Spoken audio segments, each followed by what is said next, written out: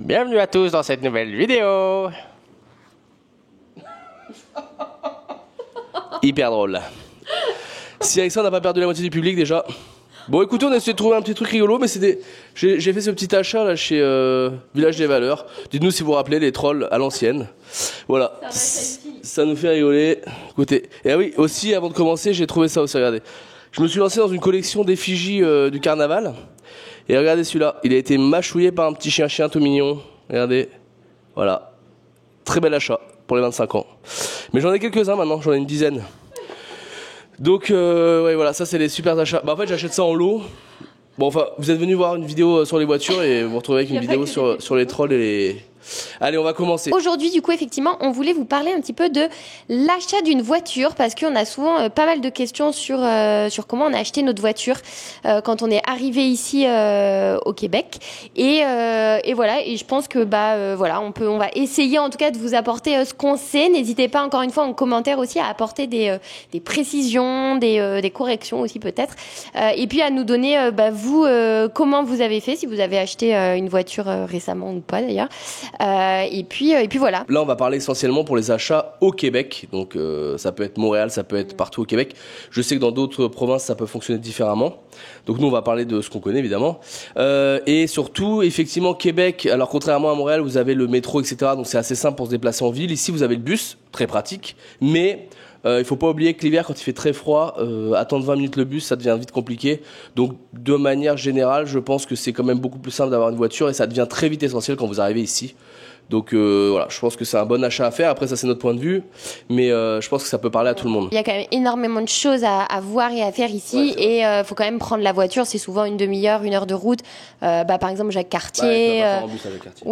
Ça doit se faire, j'imagine, mais voilà, c'est quand même c'est ça. Donc je pense quand même que voilà, une voiture c'est plus ou moins essentiel. Après, dites-nous en commentaire si vous êtes voiture, transport en commun ou autre. Bon, autre jet privé. Du coup, le premier point, on va dire déjà, il y a 2 grandes catégories de voitures. Vous avez donc soit les voitures neuves, soit voitures d'occasion. Donc ça, c'est un premier choix, je pense, qu'il faut faire. Forcément, il y a des avantages et des inconvénients dans les deux. Au niveau des voitures neuves, je dirais que les principaux avantages, c'est que c'est neuf. Du coup, t'as pas de problème de... Voilà, forcément, il y a moins de problèmes de mécanique normalement, etc.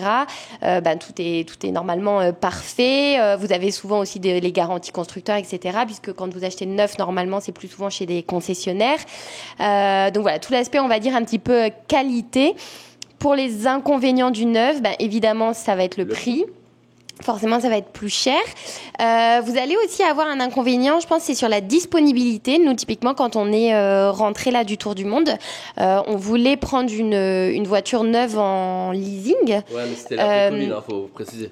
Non, là, quand on est rentré en décembre, en Tour du Monde, et il nous a dit... oui, il est toujours très au courant. Et en fait, c'est qu'on n'aurait pas eu de voiture avant 8 mois ou un bon 6-8 mois. Pour vous, 6 mois, en fait, c'est ça. Nous, on avait besoin pour l'hiver, donc on s'était dit là, 6 mois, ça va être un peu... Donc, je sais qu'il y avait eu ça, à l'après-Covid, parce qu'il y avait eu beaucoup de demandes, mais voilà, c'était encore le cas, en tout cas en décembre. Ça a peut-être changé, mais ça peut être aussi un inconvénient auquel il faut penser. Ça tourne autour de 35 000 $ et plus pour du neuf. Et on a vu 36 000 $ en moyenne, une moyenne pour de l'occasion. Alors encore une fois, c'est une moyenne, c'est-à-dire là vous avez un véhicule qui date, je sais pas moi, de 2020-2021, qui est pas trop vieux, avec un kilométrage correct, c'est ça que je disais. Ouais, c'est ça. On n'est pas sur des voitures. Alors vous trouverez toujours des voitures à 5 000 $, mais bon. Là on parle d'un truc qui est correct et qui peut vous durer quelques années quoi. Du coup le deuxième le deuxième moyen, donc les voitures d'occasion, au niveau des avantages, donc on vient d'en parler, c'est forcément le prix, parce que tout simplement elles sont elles sont d'occasion, c'est l'avantage. Par contre les inconvénients, c'est effectivement que vous pouvez prendre le risque d'avoir plus de frais d'entretien, de mécanique, de panne, etc. Pour rappel, je pense que c'est vrai que c'est souvent dit et répété, mais voilà, vous le savez peut-être pas forcément, mais ici il n'y a pas de contrôle technique obligatoire, en tout cas pas quand vous vendez entre particuliers, parce que si vous achetez de l'occasion chez un concessionnaire, là la voiture est de toute façon inspectée, mais entre particuliers il n'y a pas d'inspection obligatoire ou de contrôle technique obligatoire, donc assurez-vous, vous pouvez en faire demander un, donc c'est à vos frais, je crois que c'est 100 ou 150 $, mais voilà, vraiment c'est conseillé et plus que recommandé d'en faire un pour éviter de vous retrouver avec des vis sur la voiture, pas des vis hein, mais des vis, des problèmes sur la voiture et des choses cachées qui feraient que voilà, après vous avez beaucoup plus finalement de frais de réparation que ne vous a coûté la voiture. La majorité des achats d'occasion se font principalement sur Facebook Marketplace, honnêtement. Je pense qu'il y a un peu Kijiji aussi, je crois qu'il y a Autogo. Auto Hebdo. Ah, Autogo. Ouais. Je crois que j'ai vu Auto Hebdo aussi. Et bon, peut-être 2 ou 3 sites spécialisés dans les véhicules, mais énormément sur Marketplace. Donc voilà, c'est vrai que ça peut faire au début un petit peu bizarre, un petit peu peur. Je sais qu'en France, on n'a pas trop l'habitude de fonctionner par Marketplace, mais finalement, nous, on fonctionne beaucoup sur Le Bon Coin, même pour les voitures. Donc c'est ça. Ah oui, c'est ça. Autogo et Auto Hebdo. Auto Hebdo et Kijiji. Autogo. Donc voilà, on va dire que c'est les quatre grandes places pour trouver une voiture entre particuliers. Et puis ça fonctionne bien, mais voilà, juste bien faire attention à demander une inspection, pourquoi pas essayer aussi la voiture, vérifier que tout est bien en règle au niveau des papiers, demander si les factures d'entretien, si la voiture aussi n'a pas été accidentée, parce que ça typiquement chez un concessionnaire, c'est quelque chose qui vous donne quand il vous donne tout le dossier de la voiture. Donc c'est vrai que c'est un peu plus rassurant, j'ai envie de dire. Vous payez forcément un peu plus cher en passant en concession, mais c'est quand même plus rassurant. Au niveau de l'achat, on va dire plus du financement, j'ai envie de dire c'est un peu comme partout. Vous avez la possibilité soit d'acheter votre voiture cash, là. Que ce soit en concession ou entre particuliers. En concession, vous avez aussi, on en a parlé tout à l'heure là, mais la possibilité de faire du leasing, donc comment on traduit leasing? Une sorte d'abonnement, enfin vous payez tous les mois, mais là c'est souvent sur des voitures neuves. Je sais que ça peut se faire, je crois, sur des voitures d'occasion, mais en tout cas nous on l'avait pas vu, je crois qu'on l'avait vu sur du neuf, et du coup il y avait un problème de disponibilité. Le principe c'est que tu prends leur véhicule, tu le loues, ouais, c'est de la location en fait. Alors à la fin tu peux l'acheter si tu veux, mais sinon tu le rends contre un autre véhicule. Ouais, c'est neuf. ça. En gros c'est que du neuf. Ouais, c'est ça. Donc il y a ça, et puis après il y a la partie plus financement, donc avec tout simplement un prêt. Vous contractez un prêt, vous faites soit un apport, soit pas d'apport, et puis après ça définit le prêt.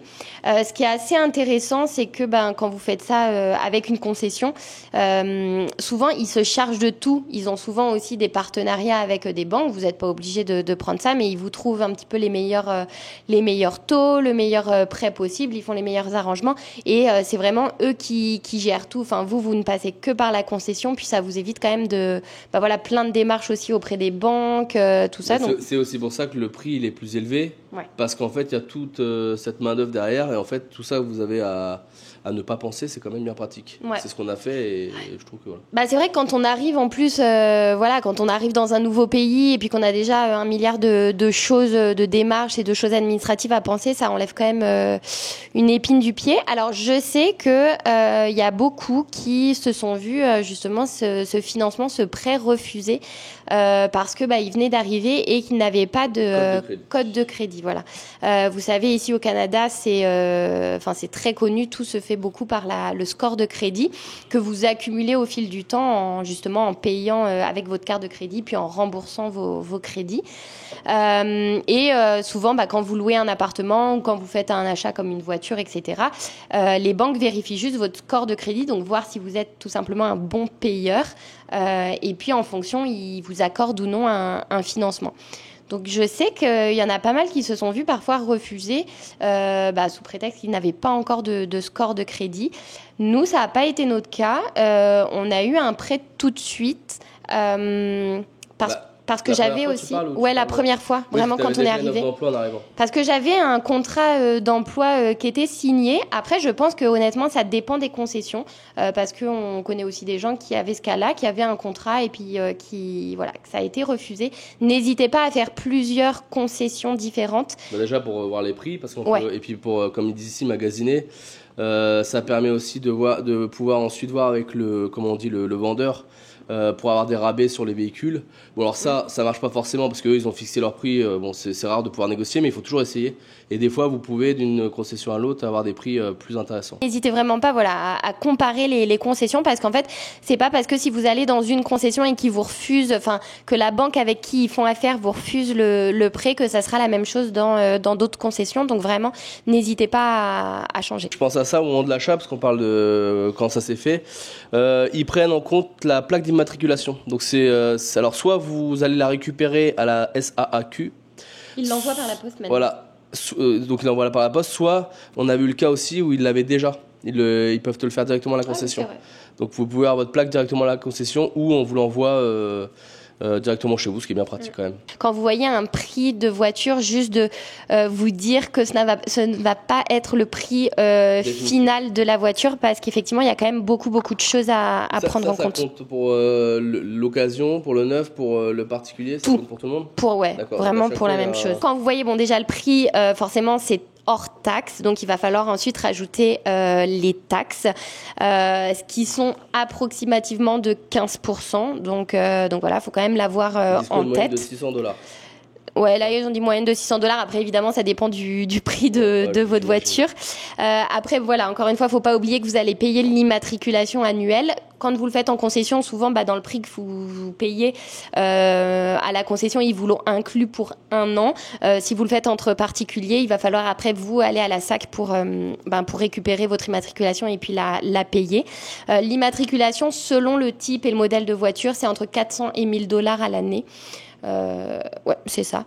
Bien sûr, si vous vendez une voiture, admettons, en cours d'année, ensuite vous allez être remboursé du prorata de l'immatriculation que vous avez payé en trop. Donc, faut penser à ça. Évidemment, faut penser à l'assurance automobile. Je sais que y a beaucoup de personnes qui m'ont dit que comparé à la France, les assurances automobiles au Canada, au Québec, étaient très chères. Je me rends pas forcément compte. Ah ouais, parce que je trouvais que la France n'était pas donnée non plus. Hein. Je me rends pas compte parce qu'on n'avait pas de voiture en France. Ouais, c'est pour ça aussi. Donc, on n'avait pas besoin, souvent les transports. C'est ça. Etc. Je sais que forcément, ça dépend aussi du modèle de votre voiture, de qui est le conducteur, etc., etc. Nous, c'est une centaine de dollars. Honnêtement, je ne saurais pas vous dire si c'est beaucoup ou pas. Mais voilà, centaines de dollars par mois. Donc voilà, on est à peu près sur 1 200 $ par an. Donc mine de rien, il faut quand même le prendre en compte. Ensuite, si vous achetez une voiture entre particuliers, prenez en compte justement l'inspection et vraiment ne prenez pas ça à la légère, parce que il peut y avoir des arnaques, il peut y avoir c'est ça. Le rapport Carfax ou un équivalent véhicule. Ça permet d'avoir l'historique du véhicule. Ah, c'est ça. Et puis donc ça, c'est pour l'historique. Non, c'est toi, tu disais de contrôler qu'il n'y a pas de problème sur le véhicule mécanique. Tout. Mais le Carfax, ça permet aussi de vérifier qu'il n'y a pas eu d'accident, etc. Parce que ça, quand vous achetez le véhicule, nous typiquement, on avait vu plusieurs véhicules et il y en avait un avec un accident. Qui avait eu un accident. Ouais. Donc c'était rien, c'était juste machin. Mais évidemment, on a décidé de prendre celui qui n'en avait pas, à choisir. Mais au moins on le sait tout de suite, parce que donc pour les particuliers c'est pareil.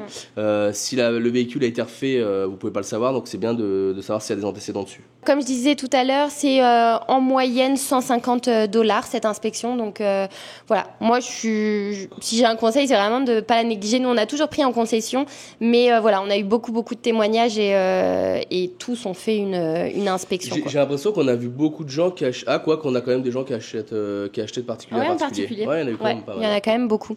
Et après, à moins que, je sais pas, à moins que vous soyez mécanicien ou, en fait, ça joue... ou en mesure de faire votre propre inspection. Ce qui joue énormément aussi, si vous adorez la mécanique et vous êtes très doué là-dedans, vous pouvez faire ça vous-même. Forcément, ça vous coûte moins cher. Et puis, vous savez, si vous savez de quoi vous parlez, on ne pourra pas vous avoir. Nous, on n'est pas des spécialistes. Forcément, quelqu'un pourrait nous avoir parce qu'on ne connaît pas, quoi.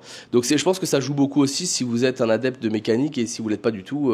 Dans ce cas-là, il faut faire confiance à des gens, à des professionnels. C'est ce qu'on a fait. Voilà. Après, attention, je suis pas en train de dire que forcément en concession tout est parfait. J'imagine qu'il y a aussi non, mais voilà, il doit sûrement y avoir aussi des cas d'arnaque en concession. Donc malheureusement, après ça c'est un peu comme partout, hein, c'est pas propre au Québec, mais voilà, nous c'est vrai qu'on n'y connaît rien de toute façon, donc on se serait pas vu acheter une voiture entre particuliers. Surtout. Ce qui joue énormément ici, c'est comme on sait, il y a des saisons quand même compliquées. L'été il fait très chaud et l'hiver il fait très froid. Si vous êtes dans un endroit avec des saisons, on va dire tempérées, comme en Europe, bon, c'est un peu moins compliqué. Mais si les premières fois vous conduisez sur la neige, vous n'avez pas l'habitude, etc., vous avez envie d'avoir un véhicule fiable, vous n'avez pas envie de vous retrouver parti faire une balade et le véhicule qui s'arrête en panne dans le froid avec les enfants. Enfin bon, il y a tout ça à prendre en compte. Donc en fait, c'est sûr qu'il y a un petit stress de se dire on veut quand même un véhicule fiable. C'est peut-être qu'on l'aurait moins. Je sais où je dis ça, mais voilà. Mais ici, en tout cas, ça a joué pour nous en se disant, on connaît pas trop l'hiver québécois, on sait pas ce que ça donne, donc on veut quelque chose de solide, quoi. Ayez en tête, et ça c'est quelque chose pour le coup qu'on n'a pas en France, les pneus. Alors selon quand vous achetez la voiture, si vous l'achetez en hiver, prévoyez qu'il va falloir avoir des pneus d'été et inversement. Donc en gros, il vous faut 2 jeux de pneus pour chaque saison. Il y a une date obligatoire. Ouais, il y a une date maximum obligatoire, 1er décembre. Ouais, ça doit être quelque chose comme ça pour les mettre. Il n'y a pas de date de fin, mais globalement, c'est toujours aux alentours de mai, quoi. Si vous roulez avec vos pneus d'hiver l'été, vous abîmez quand il fait trop chaud. Voilà, donc c'est vraiment fait pour l'hiver, mais ça, à partir du 1er décembre, vous êtes obligé d'avoir vos pneus d'hiver. Ça peut les user. Et ça chiffre quand même pas mal. Donc faut penser aussi au stockage. Je sais pas si tu allais le dire. Alors là je voulais juste dire, donc les pneus d'hiver, on est aux alentours entre 500 et 800 $. Encore une fois, ça dépend des voitures, des modèles, etc. Mais voilà. Prévoyez-le, c'est pas tout le monde qui vend sa voiture avec l'autre jeu de pneus, c'est souvent, mais nous, on a eu de la chance mais fois, pas tout mais c'est en général t'achètes avec les pneus. Nous, c'est ce qu'on aimait aussi, c'est que en concession, souvent, forcément, vous avez aussi une relation de commerciale avec le vendeur. Il essaye aussi de vous trouver des petits arrangements. Donc voilà, nous à chaque fois, on a eu les 2 jeux de pneus. Je sais que là, on a eu aussi le stockage des pneus, ça nous aide beaucoup parce que ça nous évite de les avoir à la maison. C'est combien par an le stockage? 150. Par saison, je crois que c'est... Non, oui, ça doit être une $60, je crois. C'est sûr. Et après, le changement de pneus, c'est 150 $. D'accord, voilà. Donc, parce que c'est ce que je voulais dire aussi, il y a le changement des pneus, comme tu le dis. Même si c'est pas à l'achat même, il faut que vous l'anticipiez parce que ça va quand même être 2 fois par an, sauf si encore une fois vous le faites vous-même. Mais il y a voilà, tout à fait. Si vous savez changer vos pneus. Non, mais bien sûr, mais je dis pour, on va dire, peut-être plus pour la majorité des gens. Il y a des gens qui stockent chez eux les pneus, donc ils n'ont pas à payer ça, puis ils changent eux-mêmes les pneus. Ouais, c'est ça. C'est très bien. Mais c'est ça. Globalement, par saison, c'est environ 200-250 $ pour tout ce qui est changement de pneus et stockage. Il y a une autre chose à prendre en compte, c'est l'huile, non pas l'huile, enfin c'est le produit anti-rouille. Ouais. Vas-y. Ça, le produit anti-rouille. Alors ça c'est pareil, vous n'êtes pas obligé de le mettre, mais après 1 saison, 2 saisons, c'est terminé. Votre voiture, avec le sel en fait, parce que tous les hivers ils mettent du sel sur les routes pour qu'on puisse rouler avec le froid. Et ça en fait ça abîme pas mal les voitures. Et donc c'est un produit anti-rouille que vous mettez, il est valable je crois 6 mois. 2 ans. Non, 2 ans. 2 ans. Ah ok. Ouais. D'ailleurs j'espère que nous on l'a mis. Normalement il l'était, mais en général quand ils vous la vendent ils le mettent. Et ça c'est combien? Je crois que c'était 200 et quelques $. 200 $, voilà. Et donc ça, pareil, quand vous êtes dans un endroit où il fait pas froid, vous n'avez pas besoin de prendre en compte ce genre de détails. Mais là, ici, c'est très important parce que l'hiver est rude. Alors, au-delà du sel, je pense que c'est aussi parce que il y a quand on a la neige, le froid, tout. Voilà. Les conditions sont plus compliquées. Donc voilà, le produit anti-rouille, ça vous permet de garder votre voiture un peu plus longtemps en bon état. Et puis il faut y penser puisque quand vous revendez votre voiture, c'est toujours mieux d'avoir une voiture en bon état qu'une voiture toute rouillée. D'ailleurs, ici, on en voit beaucoup dans un état un petit peu compliqué quoi.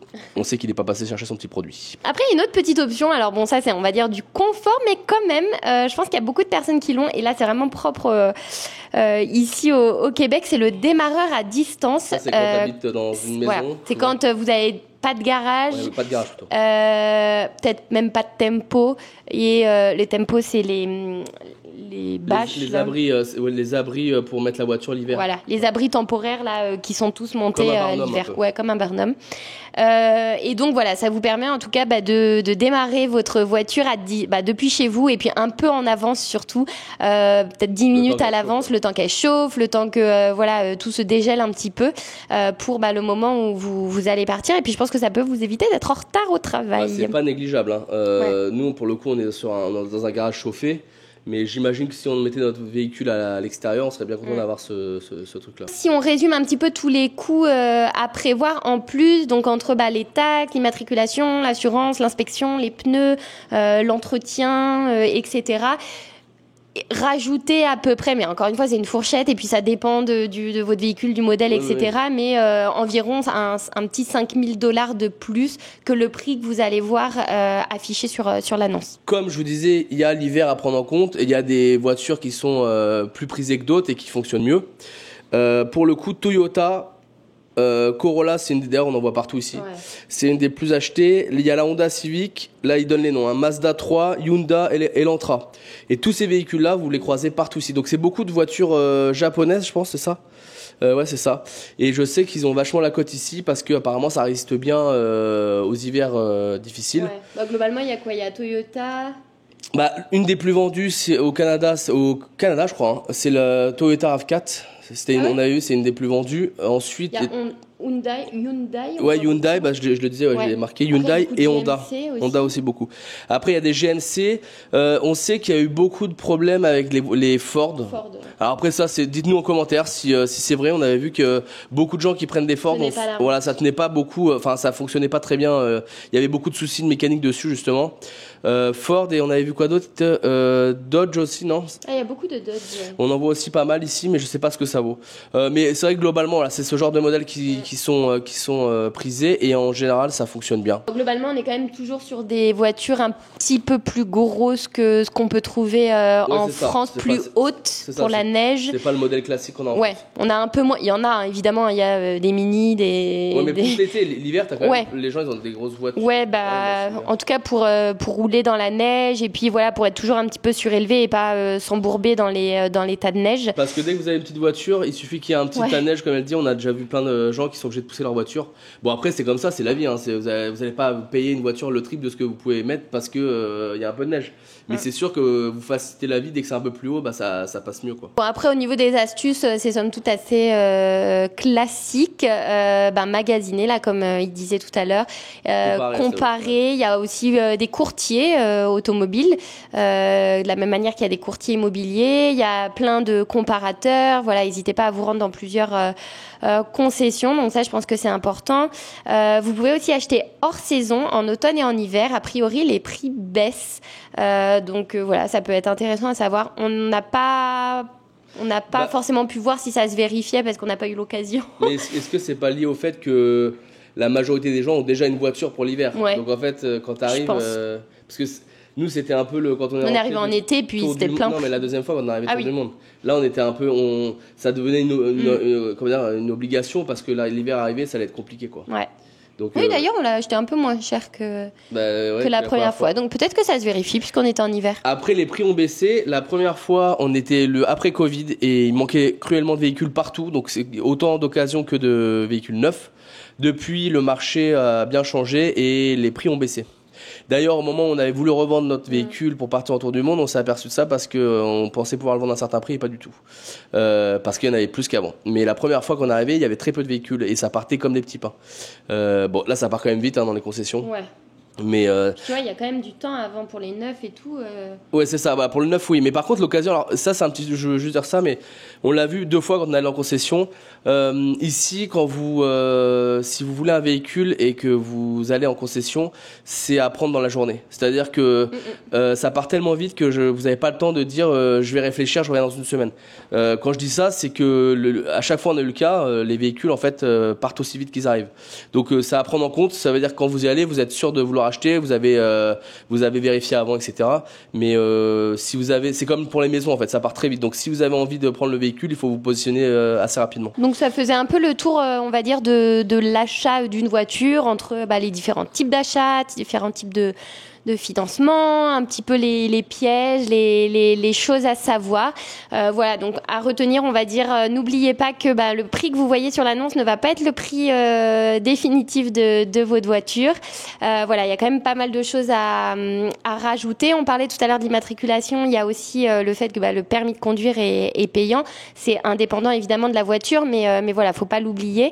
Il y a toujours des frais liés au véhicule. Je pense qu'il y a quand même plus de frais ici qu'en France de par le climat.